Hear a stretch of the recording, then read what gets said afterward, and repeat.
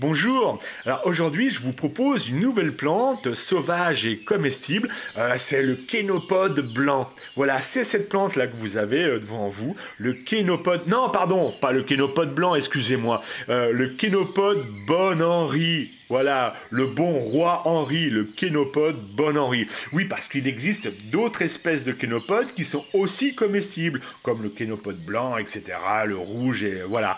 Et non, ici, c'est le kénopode Bon Henri. En fait, Bon Henri, parce que Henri IV, autrefois, adorait cette plante, il la mangeait à toutes les sauces et il incitait le peuple à la cultiver dans leur jardin pour s'en nourrir. Lui, il adorait ça, il la mangeait crue, en soupe, il la mangeait en épinards, de la manière des épinards. Alors regardez d'abord, on va regarder un peu la tige.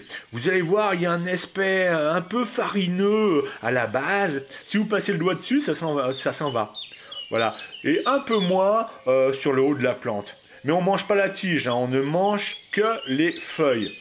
Voilà. Alors, à la base de la plante, ça pourrait être un signe indicatif pour vous, pour la reconnaître, une description. Souvent, c'est pas systématique, mais la plante, la feuille va être tachetée. Voilà, comme ici. Hein, surtout les vieilles feuilles.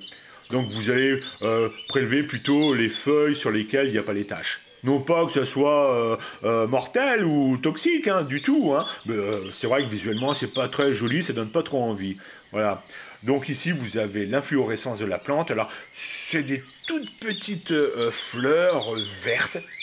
Alors selon les espèces, ça pourra tirer du vert jusqu'au rouge. Plus la plante va vieillir, plus les fleurs deviendront rouges. Alors sur le kénopode Bon Henri, ça pourra finir avec la vieillesse de la plante, ça pourra tirer au pourpre. Voilà. Donc là, vous pourrez récolter les graines hein, et puis planter ça dans votre jardin et vous allez manger une bonne plante riche en fer, bien plus que les épinards. Alors je vous remontre un peu la tige. Là on est un peu plus haut sur la plante. Voilà.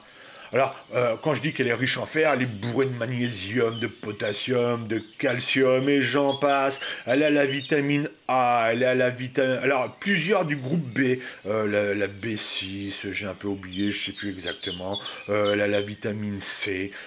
Au niveau médicinal, c'est pas la plante qu'il faut vraiment utiliser pour soigner. On la préfère plus pour ses vitamines, ses minéraux, parce qu'elle est bonne. Hein. Elle est plus douce, plus agréable que les épinards. Et si on l'utilisait autrefois pour soigner les furoncles. Voilà, très efficace pour soigner les furoncles. Alors en fait, vous allez appliquer plusieurs feuilles. Voilà, vous allez un peu les hacher. Vous allez faire un cataplasme directement sur le furoncle et ça soignera le furoncle. Ici, vous avez les jeunes pousses. Voilà. Alors parfois, les jeunes pousses sont bien plus tendres, donc vous allez pouvoir les consommer crus en salade. Parfois, la couleur pourra tirer un petit peu au gris. Voilà. Et puis donc les vieilles pousses.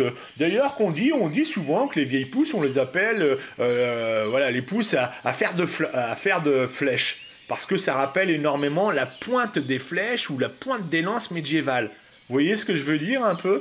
Là, qu'il fallait certainement pas recevoir dans le corps, parce que là, c'était plus que douloureux. Voilà, là on voit la plante du dessus. Alors, qu'est-ce que je racontais juste avant? Donc, oui, donc les propriétés médicinales, c'est pas pour ça qu'on la consomme, c'est plus pour ses vitamines, ses minéraux. On la fait donc encore une fois, alors en soupe, en épinards, ou on la mange crue quand c'est les jeunes pousses. Il existe plusieurs espèces de kénopodes. Donc vous pouvez aller chercher, vous renseigner pour savoir quelles sont les autres espèces, c'est très intéressant, c'est la période. Qu'est-ce que j'ai dit? J'ai parlé d'altitude, il me semble. Hein. En dessous de 200 mètres d'altitude, ne cherchez pas au niveau de la mer, vous ne la trouverez pas. Hein. On la trouve jusqu'à 2000 mètres, il me semble, d'altitude. Qu'est-ce que je peux dire encore? Voilà. Alors, ne pas non plus en abuser, c'est-à-dire n'allez pas manger 1 kilo de feuilles par jour. Voilà, parce qu'il y a l'acide, j'ai un peu oublié le nom. Vous inquiétez pas, n'ayez pas peur. Souvent les plantes c'est comme ça. Voilà, vous allez la consommer avec modération, quelques feuilles par-ci par-là, 2-3 fois dans la semaine. Ça ira très bien, cru en salade ou en épinard. Voilà, je crois que j'espère avoir tout dit. Alors si vous avez, en voyant une plante qui ressemble au kénopode et que vous avez le moindre doute, surtout, eh bien, vous ne la consommez pas. Parce qu'une plante peut être aussi bonne pour la santé qu'elle peut être mortelle. Voilà, donc si vous avez le moindre doute, ne la touchez pas.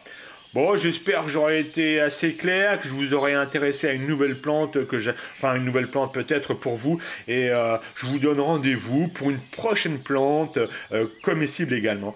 Et à bientôt.